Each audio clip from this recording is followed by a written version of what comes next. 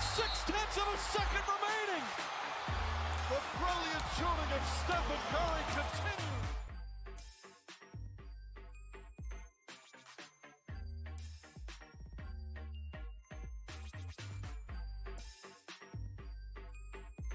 He is just scoring. This is a moment of history.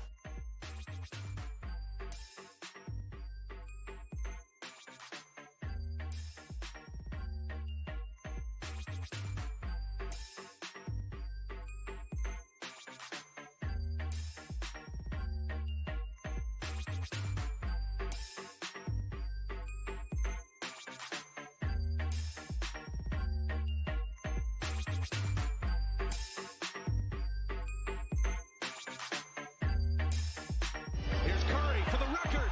It's good! There it is! Stephen Curry! The all-time three-point king in the NBA! You are in the Warriors Huddle with me, Bram, with me per usual. My boy and producer Marcus. What's up, Dev Nation? And both our master of all things sound and video coordinator, Maxime. How's it going? Boys, full house today. I'm fired up to announce that rejoining us after way too long. In fact, his second time in the huddle, the all-powerful moderator behind a Warrior subreddit page with about 500,000 members, a Santa Cruz expert whose knowledge stretches from the G League roster to the burrito scene, a longtime Warriors guy who's become an enormous presence on Golden State Twitter, and a guy who's completely non-photoshopped picture of Andrew Wiggins got tweeted out by Gareth Burke today. Mr. Eric Jed, what's going on, Eric? Hey, thanks for having me back, guys. It's good to be here. Of course, man. It's great to see you. And also rejoining us, one of my favorite guests, a host on KNBR, the Sports Leaders Airwaves, the Golden State specialist for the Bay Area News Group, and a man who fearlessly used the word monstrosity while talking about the new Warriors jerseys, Mr. Yes. Dieter Kurtenbach. What's going on, Yes. Dieter? Hello. The jerseys are terrible, and I hate them very much. They're so bad. So we're You going to talk can't about you the- can't Zach Lowe those away. Let me just put it that way. You clearly didn't read his emotional and thought-out Oh, story. And yeah. Dieter, just so you know, I toyed with giving you an intro where I made some joke about someone who's very tired because they have a newborn.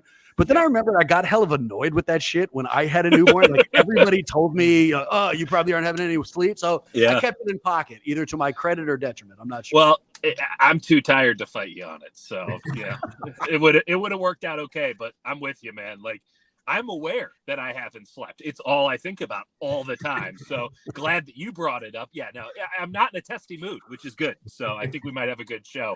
But you caught me at a good time because most of the time, we'll find out. And we won't spend a lot of time on this, but I'll just give you both a softball question.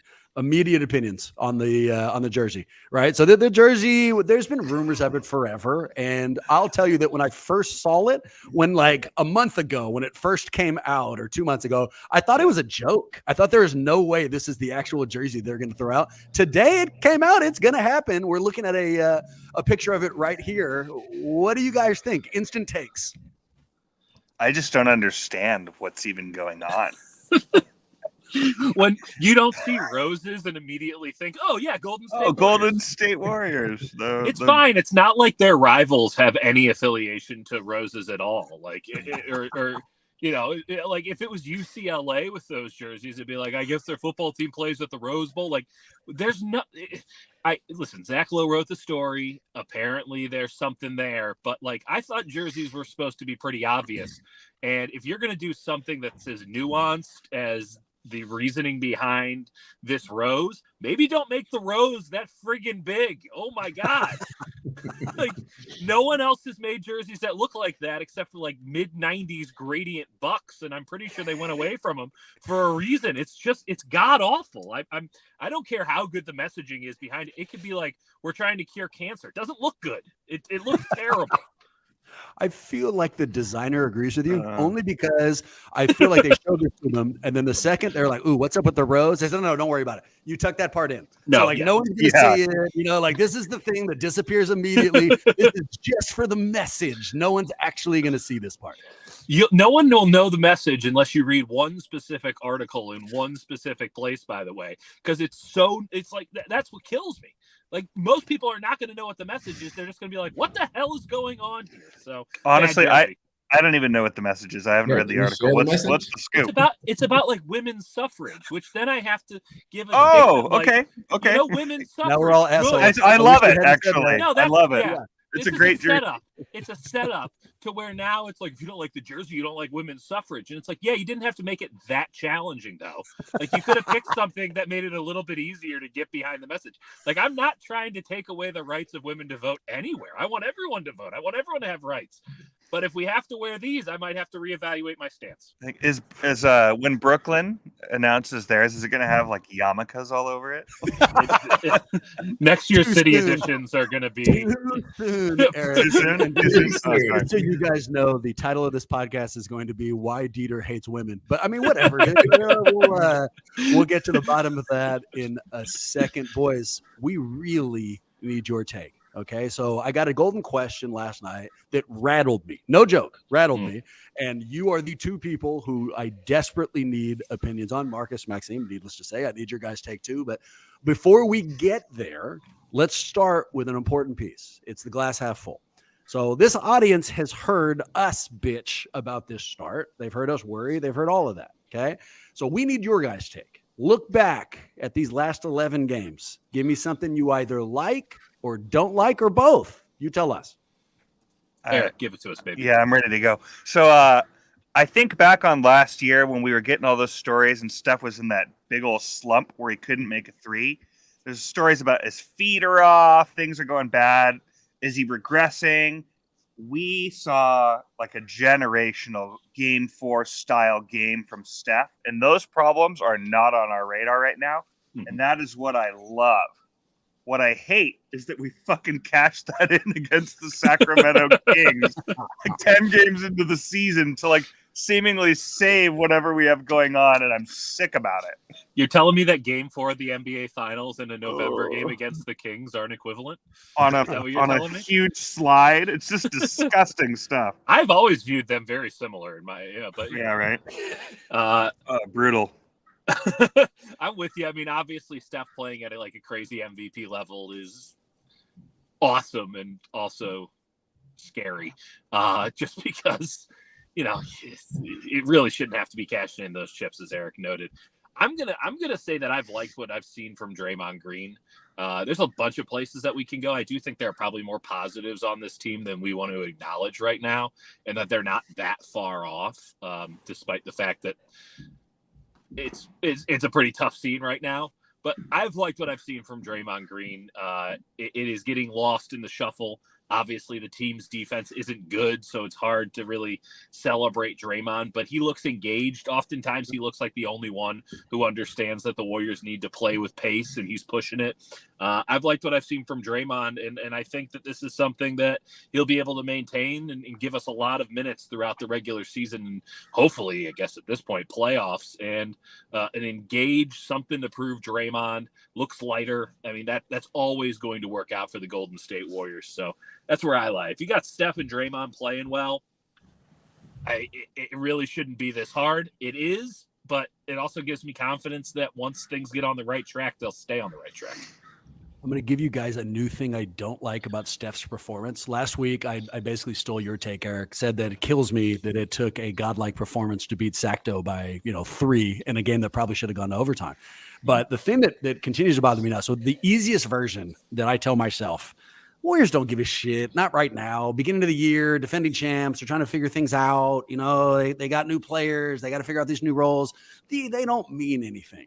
Well, watching Steph do what he did, I'll tell you what, it means something to fucking him. That game meant a lot to him, which suggests these aren't just problems. There's something that's going on. MT, we didn't hear from you earlier in the week. What do you got, man? Like or don't? I'm gonna go half full that. It's still early in the season, and the fact that Utah is in first place, they're a good team. They're playing well, so not a knock on them. And it's a interesting collection of really above average kind of like bench guys in a way. But I think the fact that Utah is the number 1 seed in the Western Conference right now gives me hope because, there's still some shuffling and some recalibration for the teams that are punching above their weight to fall back down and for teams that are punching below their weight to kind of flex their muscles a little bit. And I'm putting us in that latter category, but cautiously, just because, we do need that defense to pick up. Good call. Like, Rudy Gobert died for this, man. Here's a spoiler alert. You can consider this Bram from the future. We are about a week away to longer than that. We're about a month away before thought pieces start coming out. Should we be taking Utah seriously? Is Utah really good? So here's a spoiler. No, exactly right. No, we should not. Why can't we just enjoy fun things when they're happening? Like, it's so good to have low expectations and to have them exceeded. It's honestly a big part of the Warriors' problem right now. We come in with these huge expectations, which, by the way, they're fair. They won the title against expectations in many ways. And then when they play like ass on like an entire road trip, it makes us feel really crummy. Whereas if they hadn't won the title last year, we'd be like, it's not great, but they'll figure it out. But now, I mean, we were just expecting 73 wins again. Like it feels worse because we expected more. Utah's the exact opposite situation. And like, what if we made the whole team out of 6 men? Seems to be working. And Lauri Markkanen is getting MVP chance. I think. Okay, yeah. Well, that tells you how everyone's in on the joke. That's what makes it fun. That we're like, Lauri Markkanen MVP. It doesn't get more like Aryan than Lauri Markkanen, so it doesn't surprise me that he's doing really well in fucking Utah. It is what it is, You do not want Lauri Markkanen on the Dubs, by the way. Let me just, as a lifelong Chicago Bulls fan, let me tell you, you don't want any part of Lauri Markkanen. We could get a Cavs fan, and they'll tell you the same thing. I tell you, if we got a real Jazz fan, they tell you the same thing. These fuckers don't want to be winning these games. They need to be selling high. This is worst case scenario. This is something that the Warriors would have done in the Cohan era. They would have fucked around, won like 15 games early on, and then now we're screwed in this like unbelievable draft, and all they got out of it was a first round playoff loss, and heartache to boot. But I tell you what, we digress because, like I said, there's a question that fucking rattled me, and you guys have already kind of beat around its bush, so let me give it to you, and then let's dig in. Here's the question from the Golden Questions. Quote, I believe in Golden State's front office. I believe in Bobby Myers. I believe in Joe Lacob. I believe in the Warriors' decision makers, and I stood by their call to have 2 title windows last year. But I also believe that we will never have a talent like Steph Curry in the Bay Area again, and we owe it to him to maximize his shot at a title. I know you boys like the young core, but is it time for Golden State to consider making a trade to maximize SC30? So this screwed me up, man. All right. I watched that game we've already talked about. The Game 4 special is what we'll say. I watched his performance. I agree that we're not going to have somebody like this again. This is it. This is probably the best player we're ever going to see in a Golden State roster. So if that's true and we're having these kind of early season struggles, do we owe it to him, to his legacy, to maximize this shit, to trade, right? So this person included 3 possible trades, which I'm going to go with you. But before we do that, just precipice question. And I threw this out on Twitter. If the 3 levels are, no, way too early, we shouldn't consider a trade. Well, maybe, this isn't how it's going. Or, yep, he's the best. We got to make sure. Where are you guys on the trade scale? I mean, first and foremost, there's 2 things that stood out to me in just the question. One, this is arguing semantics, but like the 2 title windows. There's 1 title window. Steph Curry has proven that he can win titles. Draymond Green has proven he can win titles. Jordan Poole, Jonathan Kuminga, James Wiseman, Moses Moody. We can like them as much as we want. We got to be honest. I mean, do we honestly believe that any of those guys is going to reach the level to where title contention isn't something that's just accidental? Like, no, this is an augmentation to Steph Curry, right? And they're trying to augment this Warriors roster with young players for 2 reasons. One, it's cheap. Not that cheap, actually, when you look at some of these guys, and James Wiseman and Kuminga specifically as being very high first-round picks.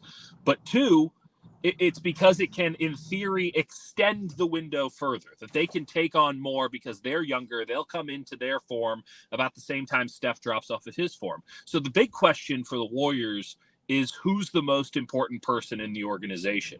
Joe Lacob wants to expand this. He wants to be a perpetual winning machine. He wants to win forever. He never wants to have a lull. He never wants that worst NBA record season again.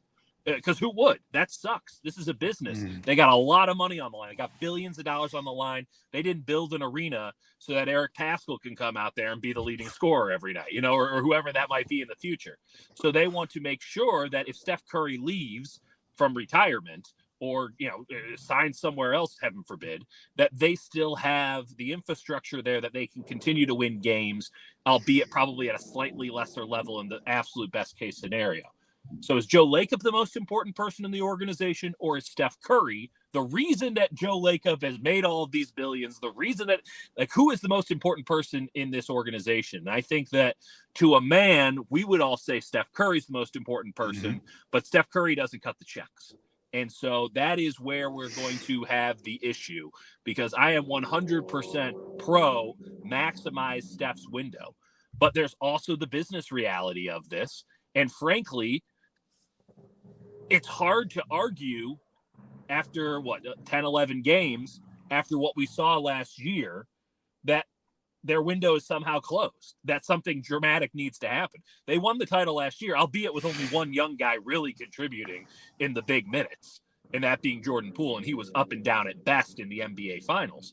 But they did have two timelines, and they did win the title last year. So why would they think that things would somehow get worse this year? It's a little janky. They need to figure stuff out, but they still believe that formula is going to work. It's hard to argue, but ultimately, if push comes to shove, I do think they'll pull the trigger and make a trade, because you kind of have to. You have to maximize.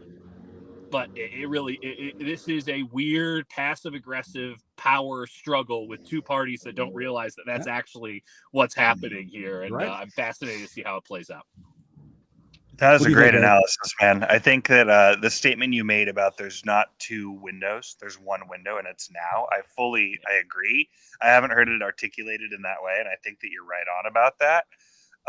I think that you have to deal with what is in front of you at this moment. You cannot look too far into the future and try and make all these cute moves to try and have success 3 years from now, because you're going to fuck up this year in doing that. Nothing's it's obviously guaranteed 4 months from now. Yeah. Well, how could you think you got it nailed 3 years from now? Yes. I mean, Steph could break his ass on the rafters and we're cooked, especially when you dig a hole where you lose a road game like this. If suddenly Draymond's out for 30 games and Steph doesn't play for 20 games, we start sliding. We've already dug this hole. Yep. This is a problem. This is something I've said on Twitter. Do I think that our slow start to the year is going to ruin our season? I don't. I just don't. But I think that we're creating a real problem for our future selves, that we may look at this later and be like, God damn, it would be nice to not be peaking at the 5 seed or whatever if we hadn't messed up all these games. Or we've created a reality that could give us some trouble later on. Ask the Pelicans how they felt when they started 1-13 last year, and they get into the playoffs and they're a really good team, but they had to fight, scrap, and claw. They just to get into the play-in game. And that's the other thing. Steph Curry, Draymond Green, Klay Thompson, they're having to expend serious. I mean, Steph's having to go thermonuclear against Sacramento to win a game. They should be easing into the season. They shouldn't have to be exerting this much this early. And what happens on the back end if they maybe drain too much gas from the tank early on, but they really need it down the line because, again, it didn't result in wins the first go-around. That's a real problem. I am not sure there's a more entitled phrase than two title windows. Something happens, something happens when you go to the fucking finals 8 times or 6 times and win 4. You start thinking that this is what you're entitled to. You start thinking that this is the foregone conclusion. So you look at players who could be good, and then you assume, well, if they're good, this team goes to the finals, they'll go to the finals. History shows that's bullshit. All right. Totally. I mean, look at Barkley, look at Embiid, look at Harden, but look at the gold standard. Look at the fucking Spurs. I understand that we all want to become the Spurs. Also, once they lost Tim Duncan, Spurs have not sniffed the goddamn finals, right? And so if we have a player right now who can bring you there, if we're sitting on our Tim Duncan right now, then I believe This is the one we know. This is the, the bird in hand. Stop looking at the bush. We've got to make sure that we're capitalizing on what we have now. Maxime, we haven't heard from you. Yeah. Oh, MT, go ahead first. MT, I we was haven't heard gonna from say- you. What's your take? I was just gonna say, piggybacking off of that, the challenge too, or the tricky part is you asked if we should make the trade now or we should wait. I think we should wait. I think it's still too early in the season. But the problem is the value of who we would trade could potentially go down as more Not games. potentially. It has happened, baby. Yeah. Right going now. on Right. today. It's happening right now. Yeah. So there is that tricky, like when do you pull the trigger? If you're going to do it, if you're going to try to get a Miles Turner for a Wiseman and, Kuminga, then you have to do it before Wiseman and Kuminga have too many poor games. If you're listening to this right now, look outside and squint. You can see James Wiseman's trade value going down as we speak. He didn't What get a trade minute. value? Yeah, What it's- trade value? He didn't have any in the preseason. Yeah. He didn't have any last season, and nothing he's done on the court has given him any. And so That's this notion that you can just trade the guy, maybe you can trade Kuminga, but not for as much as you could have last year. Maybe I think Moses Moody's trade value's gone up. You can't trade Kuminga if you're not playing Kuminga. True. How are you going to definitely sell can't anyone trade him. on the reality that this guy's a star when your own team won't even play him? What you guys don't know is that there's a lot of teams who need someone who can speak Chinese. So, Wiseman could come in there and immediately fit a need that we're not aware of. I hope that we're off on this, but make it a clean sweep. The MT, am I taking you right? What's your ultimate then? Should they consider making a move? If we do this as they should make a move, maybe they should not. Where are you? I'm in between they should and maybe. I'm torn on the timeline, but I agree. I think between Dieter and Eric's kind of analysis and comments, I'm pushed more towards it's one title window and you have to make the most of our Tim Duncan. So I tell you what, you agree with most Warrior fans. So I shot this out on Twitter. Here's the question. Warrior fans, should Golden State consider trading the young core to capitalize on Steph's brilliance? 44% of more than 100 votes so far hate to do it, but maybe, and that's that middle thing. That's exactly what we're talking about. Okay. So let's use that as a springboard. What I have here are the 3 trades this gentleman suggested, but instead of just talking about them, let's have a little fun with them. We're going to go back to an old segment. It's called Who Says No? So I'll give you boys the trade. Yeah. And then here are the 3 questions. Would the other team say yes? Would the Warriors say yes? Would you say yes if you were in charge? Here is the first trade. And I'll call this one. Before we do that, have all of these been Trade Machine verified? They have. Yep. They have gone through, and I'll give you the one numbers more. work.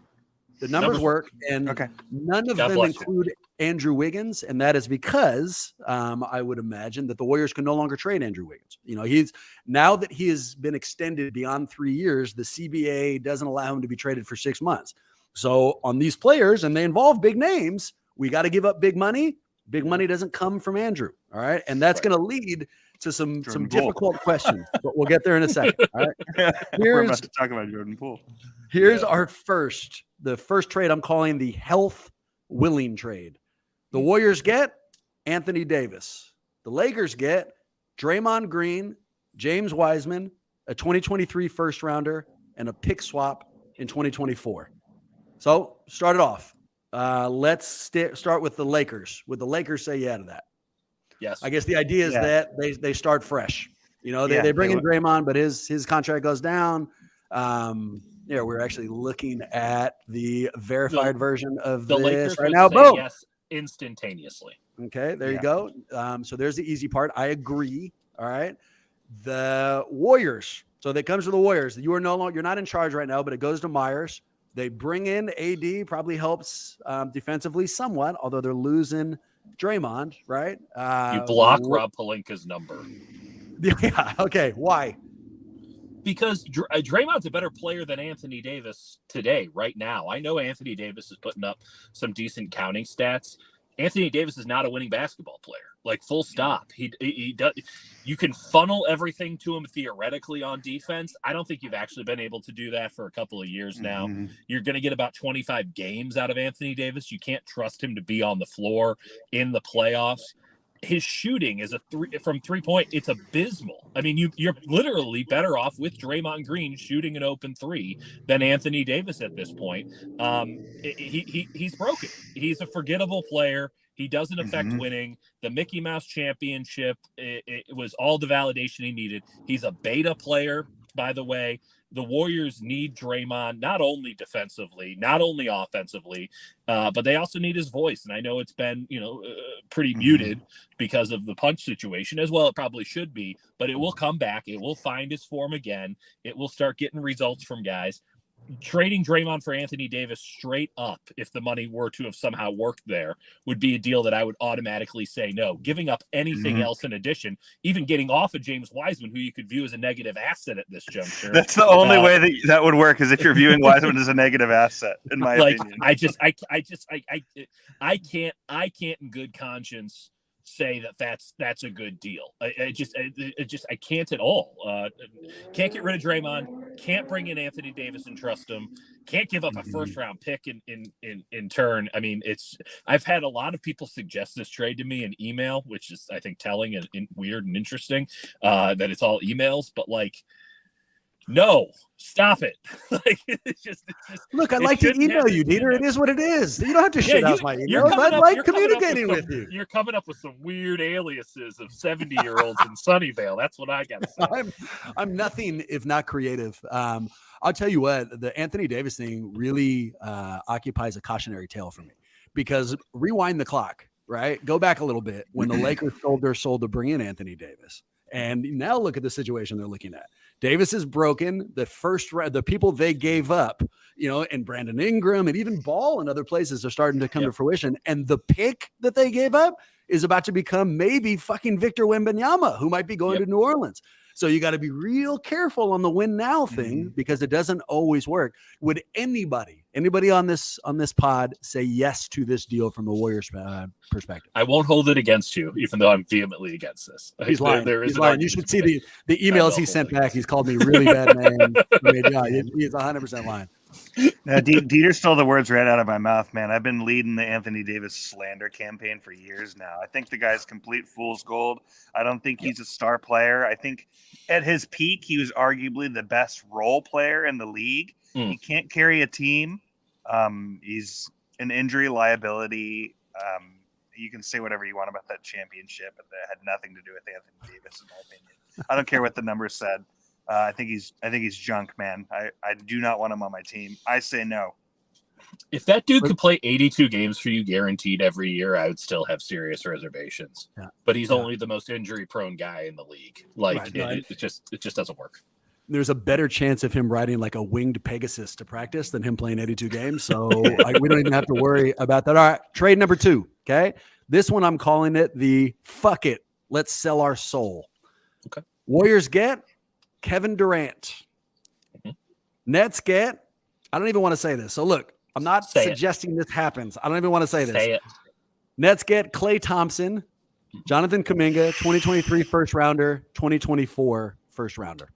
So for point of record, just so we say it out loud, Klay Thompson is set to make more than $40 million next year. Yeah. Okay. So that's why the money works. This is selling our fucking soul, straightforward selling our soul. Let's start with the Nets. Would the Nets say yes to this? The idea being that they're, clean sweep. They get everything off the books after Klay's contract comes off, and then they have 2 first rounders to fuck around and play with. What do we think? I don't think the Nets do it, but you toss in another first rounder, maybe. I mean, it's not far off, but I think they say no. I think they say no. Well, what do you do, Dieter? I take it. I take do it too. if I'm the Warriors. I take it also. And it pains me to say it because Klay Thompson's my favorite player. Yeah, that hurts me. It's dirty, man. It's dirty. It ain't right, but you know what this feels like? Yeah. Well, I've never been lucky enough to have this happen in my life. All right. But I can imagine what it's like having a hot as shit significant other, hot as shit, but they're crazy as fuck. So crazy. Like Klay Thompson knows all about this. Okay. But you come home and your couch is on fire, fucking crazy. Like just absolutely. And it becomes too fucking much and you break up with them and it is what it is. Then a few years pass and you see them again and you're like, they're so hot. Like, oh my God, they're so hot. And you've forgotten how crazy they are. This is what it feels like for Kevin Durant with me. You know, like I remember how hard it was, man, but he's so good. He's so good that we have to consider it. Maxime, would you do this? Look, we're talking. I'm not an analyst. I'm just a fan. No, I would not do this. Right. This is why you should not hire me to be in the front office, Bob Myers. But then again, like, actually, let's scrub that from the tape because I have dreams of being in the front office someday. Right. Like, that'd be tight. But point aside, I can't. I think if I'm going to justify this, in reverse, the reason I'm saying this is because to trade somebody like Clay trades away a piece of your soul as an organization. Oh, yeah, it says now. It precisely after coming back from what he's come back from, with him pleading in front of the media, give me some time, saying to Charles Barkley, dude, this, like, you can almost see him crying as he's saying this. I'm doing everything I can to get back. And then to just get rid of him like that, it would be such a gut punch that if not Kevin Durant, but if I'm some whatever player that's considering free agency over this summer, let's say the Warriors make it to the finals and then don't get over the hill. If I'm the next Kevin Durant looking at the landscape, I might be less inclined to do it than Kevin Durant was in 2016, specifically because now this is the image that people have in their mind for how Golden State treats their players. They become the Patriots then, right? Let me Not twist. the Spurs. Let me twist this trade up a little bit to make it interesting from a storyline perspective. One that I can't let go of Clay. I just can't do it. Let's say we keep Clay, you send Draymond and Wiseman with Kuminga to Brooklyn, and you get this scenario where KD comes back, wins a title. There's a moment on the court where he looks at Draymond, he's like, "We won without you." talk shit right back to him. I don't know, man. I mean, it's a faulty premise because they're not winning a title without Draymond. And the money think doesn't their work. defense sucks today. Yeah. Oh, I mean, and we're looking. We're looking now. Maxime just ran it on the board, and we got it next to us here. Even if you add Wiseman to that, who I think adds another $9 million, I'm not sure if the numbers work. I don't think we get close enough. So I'm not going to let you out of this, Eric. I want your take on the Clay thing. Are you selling your soul, man? Would you fucking do this? It works. That's hard, man. Yeah, I think it would. I think that deal would work. I think nostalgically I couldn't do it, even if I objectively think we'd be a better team. That's kind of where I'm at. I don't even. Would Popovich do it? It does make perfect sense, right? I don't. The real test would be if you told me that it guaranteed us a championship, and we wouldn't win one if we didn't do the deal. I would still have a hard time taking the deal. Just to explain the level of nostalgia. I understand, of course. And watching Clay not win a ring would be just devastating, This is the sell your soul trade. There's no fucking question, right? How do we think this all goes down? Do you think that everybody just walks off into the sunset arm in arm together and retire at the same time? Like, it's messy. Yeah, but you let Draymond Green punch someone in the face and then you trade him. And then people don't feel as bad about it. We're halfway there. That's a very good argument. That's just what it is. I mean, of course, we're much like we were saying earlier with the value of the young players. Like, listen, man, we have to be objective about this to at least a certain extent. Like, Clay has been ass this season. Mm-hmm. It is getting better, but there is still a long way to go. And we can be as patient or as impatient as we want. The fact of the matter is they're paying him today to put up performances today, and he isn't. He's fouling like crazy on defense. Offensively, he's completely out of sync. When you see a little bit, it's like one step forward, two steps back. It's a tough scene right now. And the notion of him being traded, like, I don't know if other teams are going to bet on Klay Thompson the way the Golden State Warriors are going to keep betting on Klay Thompson, not with that contract. There was a level of vulnerability that he displayed when he was discussing with the media about his injury and his reactions to Charles Barkley's comments, where he was expressing that he essentially is not the player that he was in the past, and he hopes to be again, but to give him time. And I think that's just naturally built in, right? Like, I think it's going to happen. But of course it's going to happen. It's called the passage of time. It's what happens when you get fucking older. That's what I imagine happened with Devin Booker. He used the word wash. Seeing it with LeBron right now. Right? That's okay. It only took 20 years. Here, I will say this is going to be the most difficult thing I've ever said into this mic, but I'll say it nonetheless. Unless unless there's a gigantic jump in Clay's play. If he's somewhere near this level next year and he is still getting paid $40 million, the Warriors will not be a title contender. You can't have that kind of a $40 million hit on the cap with a guy who's currently showing this skill set, And so look, dude, I love Clay, and I've purposely not given an answer because it hurts my fucking face to even talk about this, but I think we got to consider it. It's there. We got a comment from my boy Jeff saying it's breaking his heart that we're even talking about it. MT, you've been conspicuously quiet. Do you do it, MT? Well, and here's a little background before he says MT's last time definitely we doing had it. this conversation was with Antetokounmpo. The last time I brought up Clay is, remember there was that period of time when we all thought maybe Giannis will come. And so You had we Giannis brought on the show to discuss this trade? We I did. must We have talked missed that about episode. it. We told some dad jokes. We're really close. We much prefer having you on, Eric. All right. Otherwise, he'd be here too. No, for sure. But then I asked Marcus, would you trade Clay then for Antetokounmpo? And he said no. Okay. So different scenario now. Clay's in a different place. We're in a different place. But that's what I know. Let's find out what MT has to say. What do you think, man? I am too emotionally invested. I'm like Eric. I should not be asked this question. I'm really glad I'm not Bob Myers, because should you do this trade? Yes. Would I do it? No. And it's only because I am emotionally beholden to Steph, Clay, and Dre playing for the Warriors until they hang them up and only playing for one team. So Draymond as well? Yeah. And question. Draymond as well. Something about that loyalty and just having them be our version of the Spurs. I know Tony Parker played for Charlotte, but having that, those No one remembers that. only Does it played not, Does it not piss you off, MT, seeing like Draymond on the corner of the court during the game, like hugging on LeBron, or in the club on his birthday, not on the bench when the Warriors smoked on the road? Does that not just piss you off? It did a few years ago when, there is all the talk and you could start to see that the players didn't have that rivalry across teams, but it's kind of worn on me. Like, I'm used to it now. You see it more. But there used to be, right? Like, there is the infamous Halloween from these exact players. There was the Halloween party with the 3-1 tombstone. Oh, yeah. There's been active shit talk with these exact people. There was, yeah. I mean, but LeBron Draymond was going to fight him anymore. Yeah. Yeah. So I don't do it, to answer your question, Bram. And I should do it. And it makes sense, especially from a basketball standpoint. We probably win a championship a lot faster, or more of them, if we do that trade for KD. But I don't do it. And for that reason alone, just don't ask me to do it. Give me a yes or no. A quick yes or no, and then back to you, Eric, for all of you guys. Yes or no, if they made that trade, would the Warriors be in a better position to win a title?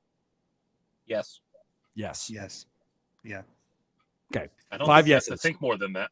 No, and isn't that the goal? Isn't that what they're trying to do? It's not a kumbaya season. It's not a let's make sure that everybody feels good about it season. It's a let's go win a title season. I mean, take it even one step beyond that. Like, how much is this sentiment and loyalty gonna last if these guys are gonna be 500 mediocre on the way out? I mean, then we'll be like, shit, we should have sold when we had the chance. We should have, it would have sucked, but at least then we would have extended it.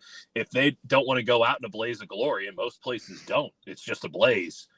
Well, MT's MT's example of Tony Parker can be put the other way. When we look back on Tony Parker, does anybody think of Charlotte? No. I forgot he played for Charlotte. Right. Okay. But he's still synonymous with their big three, and he didn't finish his career there. Just because if we did make a trade with one of these guys, that doesn't mean they're not going to get a statue. It doesn't mean they're not going to get their jersey retired. It just means it's not going to be KD may get his jersey retired, right? He should.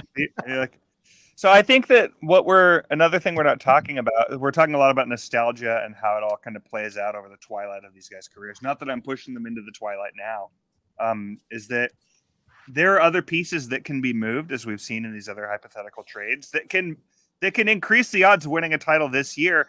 And then you look at a restructured extension with Clay where he takes less money and is able to stay without burying the franchise a la Kobe Bryant in his tail years of the Lakers. Like when he took those big contracts in the end, it's like, sure, you got the money, but like those dollars, like those are wins that you're you're taking for yourself. Like, you will not win if you're going to take all the money and not perform. It just, I think the other thing too is the love going to be reciprocated? Like, if we show this loyalty to Draymond and then he declines his option or picks it up and goes as a restricted free agent or unrestricted and then leaves the team, are we sitting here holding the bag and like, oh, we love you and we didn't trade for KD because we wanted to keep you, and then he leaves and then we have nothing?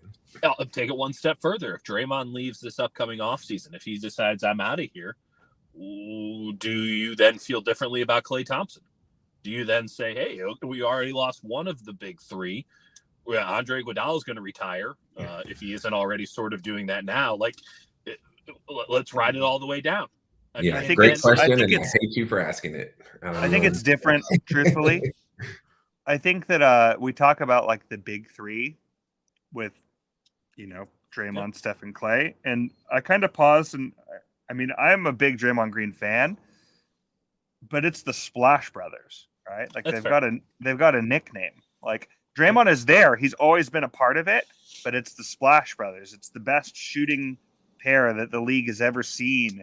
There's a link between those two players that is not shared by anyone else in the organization, in my opinion. No, I think the nickname carries more weight than it has to, like, because I think it's Draymond and Steph through and through, and if you have those two, that's a good argument for that. This is all, Graham, go ahead. The simplest version of this to me is, before I push us to our third trade, is this a business or a family? And either you can look at it either way. I respect it, and it's the interesting thing of sports, because we kind of view them in both ways. The family take is, no, of course not. Of course we don't trade Klay now. Not now. Not when he's being vulnerable. Not when he's giving up his body to come back. Not when he's given everything he has to define himself here in the fucking Bay Area. No, he's a family member. Or, well, yeah, that's great, but we're here to win games. That's business, and this helps us win. I don't think there's an easy answer. I don't think there's a wrong answer.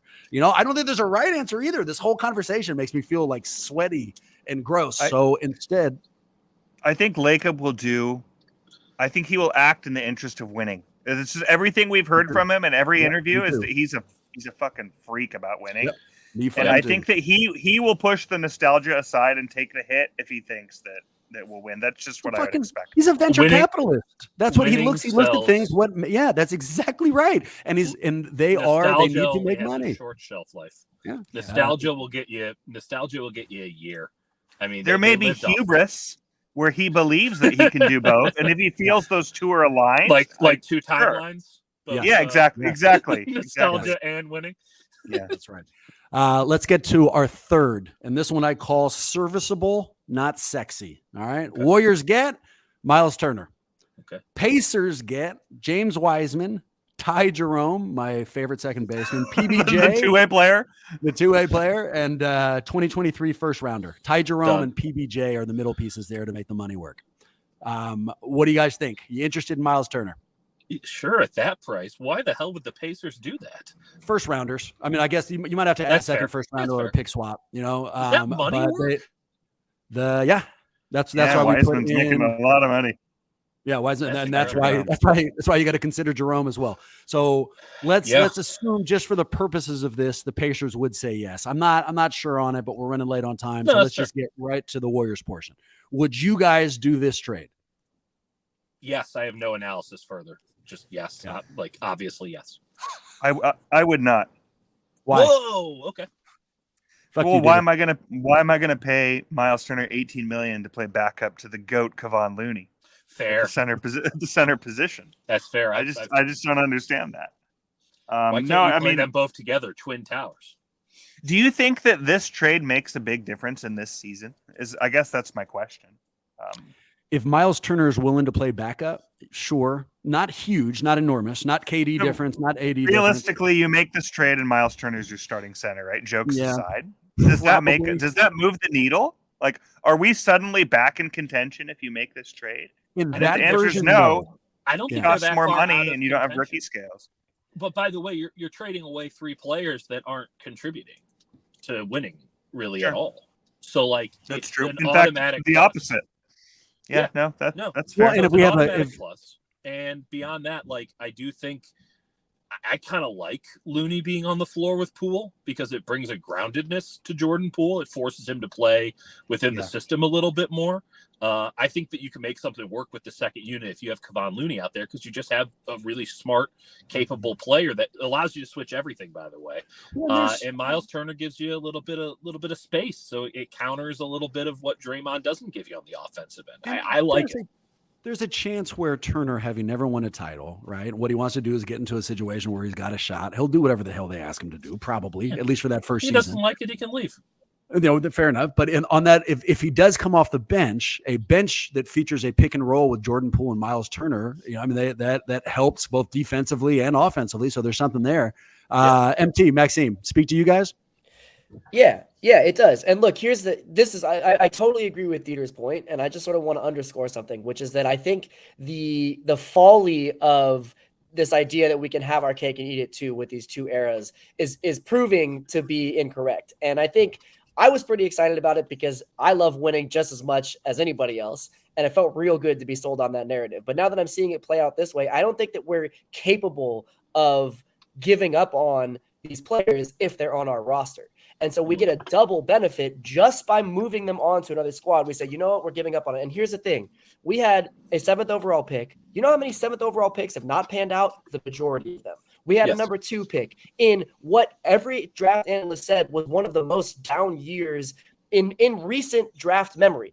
For 1 through 3. So to say that we can't bridge the gap, look, I get it that we now have to start from 0 with whoever we draft, and there's a couple of years before they're NBA ready, but who'd we pick number 2? Centers, the position that everybody says takes the longest time to develop. So, okay, you have a little bit of a wash there, but we make it through. We make as many titles as possible with Steph playing. We get him some decent backup bench minutes so that he doesn't have to play hero ball against the fucking Sacramento Kings in the middle of November. And then when he's finally done, then we fully strip down and do what every NBA team has always done. Trust our front office to get the right people to rebuild a different team. It's not that big a deal. We're wealthy enough. We're in an interesting enough market to not sit in NBA purgatory like the Indiana Pacers. I think we can have a quick turnaround from the end of the Steph Curry era to the beginning of whatever next era that is.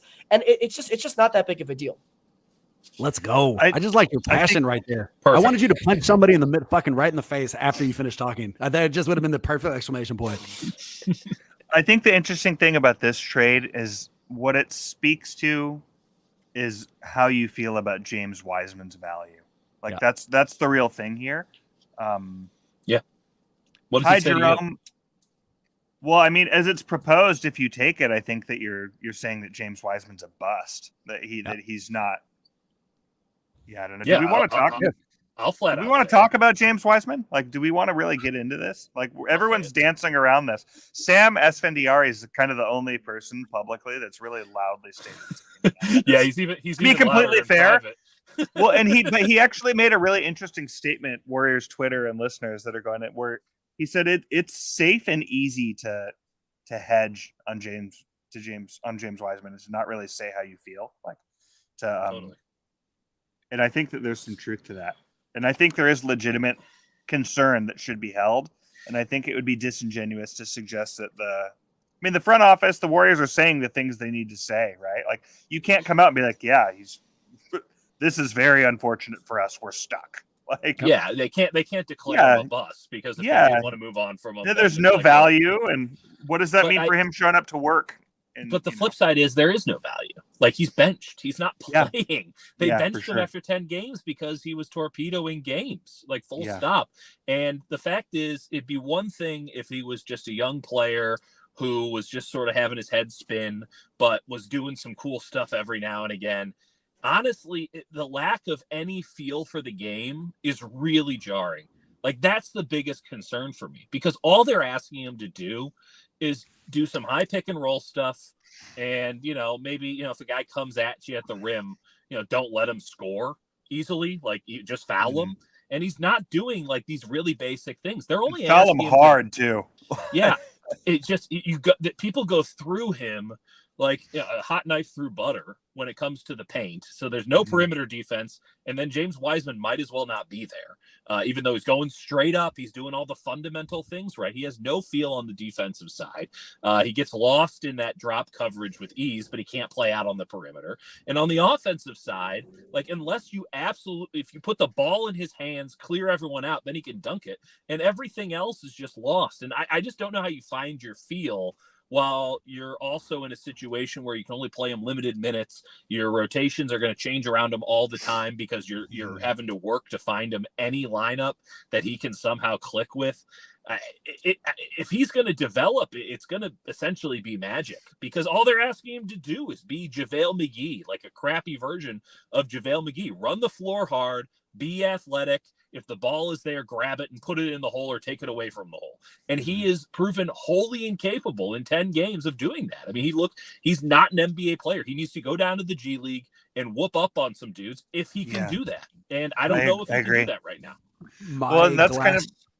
My glass half full for James Wiseman is what the Warriors say about him. What they see behind the scenes, what he's capable of doing, what his ultimate talent is, all of that, right? We've heard the best things. What my glass half empty is what the Warriors are doing with him. They set his ass entirely. They've decided that he can't immediately contribute. And I'll give you a stupid analogy, because what you do means a little bit more than what you say. If you boys gave me a shirt for my birthday and I told you I loved it, I fucking love that shirt. I love the fit of it. I love the look of it. I loved everything. And then I never wore my shirt. Never fucking wore it once. Wore it. And for a while, after a while, what I say does not matter. Is what I do. And right now, what they are doing suggests they don't believe in him, which makes me worried. It makes me absolutely worried.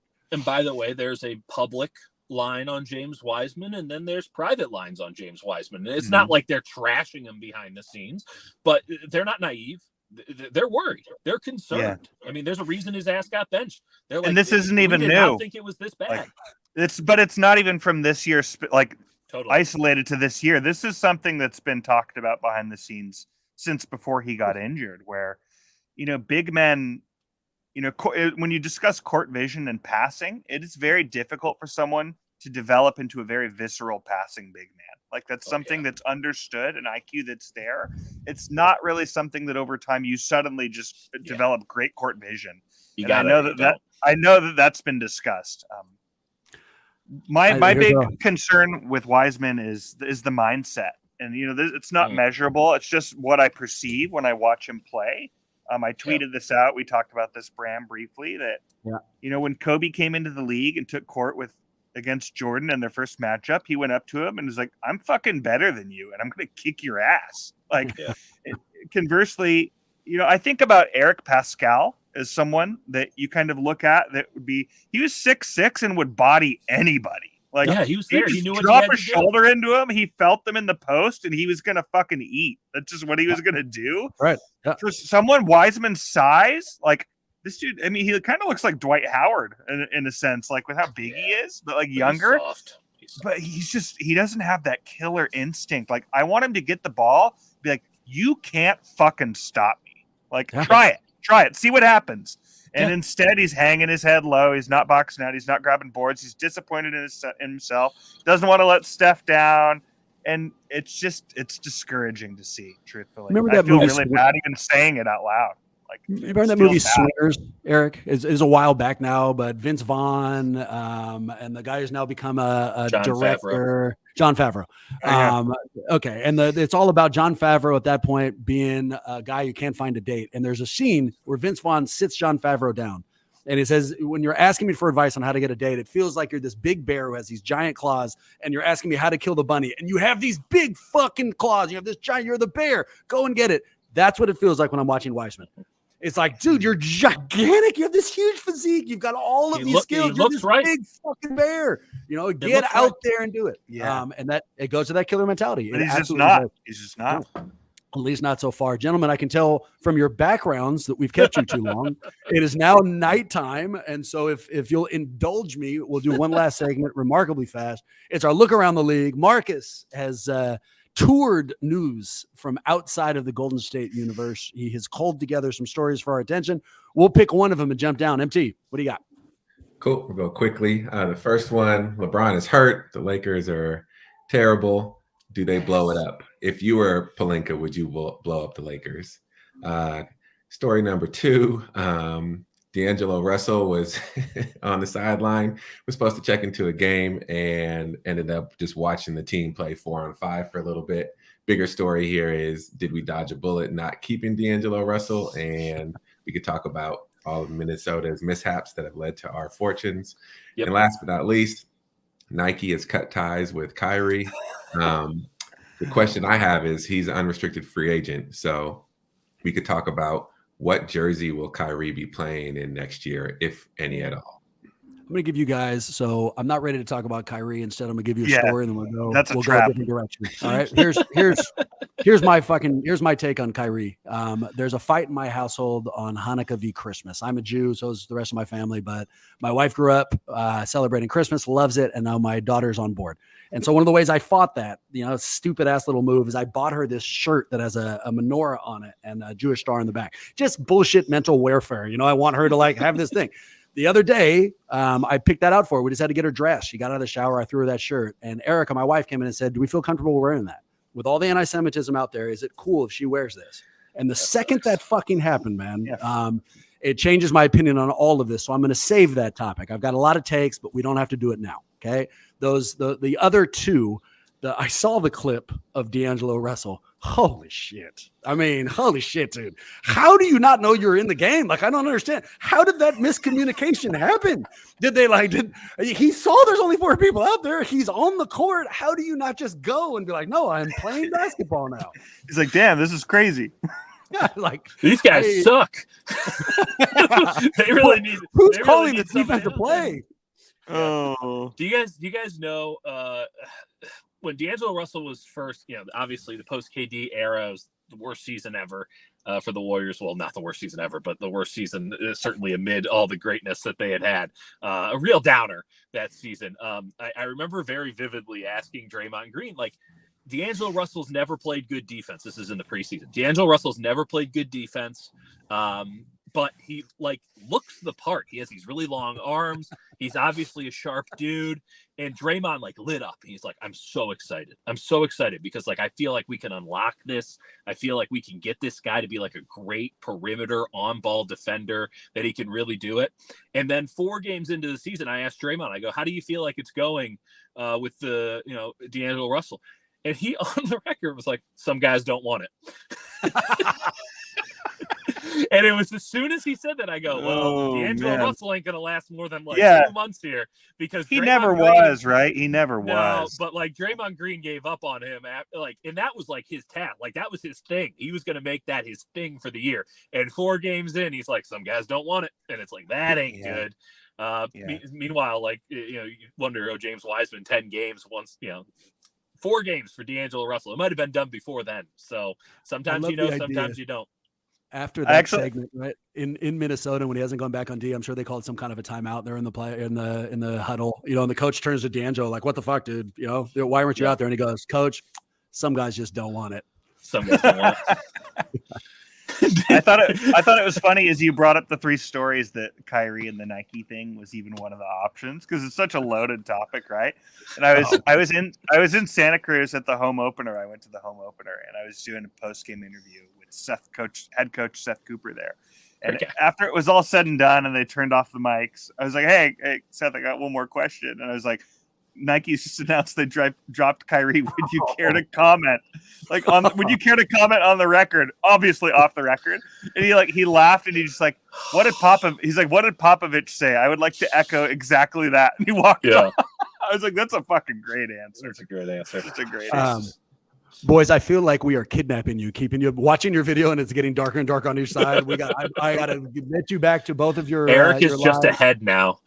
I cannot tell you how much I appreciate you guys joining us. It is fun every time. This time was absolutely no exception. Dieter, why don't we start with you? For people who need far more Kurtenbach in their life, where do they go? San Jose Mercury News, East Bay Times. I'd say Twitter, but I don't know if Twitter's going to be around by the time anyone listens to this. So I guess. But on the upside, I'm $8 away from being verified. So there's that. That $8 has already been spent for me. I feel hell of important. And I feel like I've totally sold out. Conversational topic for a different time. I kind of wish I could take it back now, but we'll go back to that at some point here. Eric, where can we find you? You can find me on Twitter at GSW Reddit, or come join our community, reddit.com/r/warriors for all your shitposty memes, spicy takes, regurgitated media content from other actual verified reporters. Come join us there. We're 500,000 Claytheists strong on our Reddit page. It's the best. You really got. If you're not on the subreddit, get on the subreddit. It's awesome. Hey, thanks for saying that. It's factually accurate. Maybe we go there. Maybe when Twitter blows up, we all go to Reddit for our Warriors news. Why not? It's legitimately the best option I got. Yeah. Dieter, I cut you off. Any other places where we can get more of your work? I mean, I'll be on KMBR when, who's to say, just floating around. It's Thanksgiving. I'll have shows then. I'm around. I'm very large. My name is Dieter. You'll find me eventually. Just look around for a while. Only one thing to plug for us: YouTube. In fact, you should check out this dope ass video that Maxime put together that now appears when we first start. It's a series of highlights. He also supplements the show with little video, little things to watch throughout. You can also make fun of our radio faces, the whole 9 yards. With that in mind, go Warriors. Hopefully, see you next week.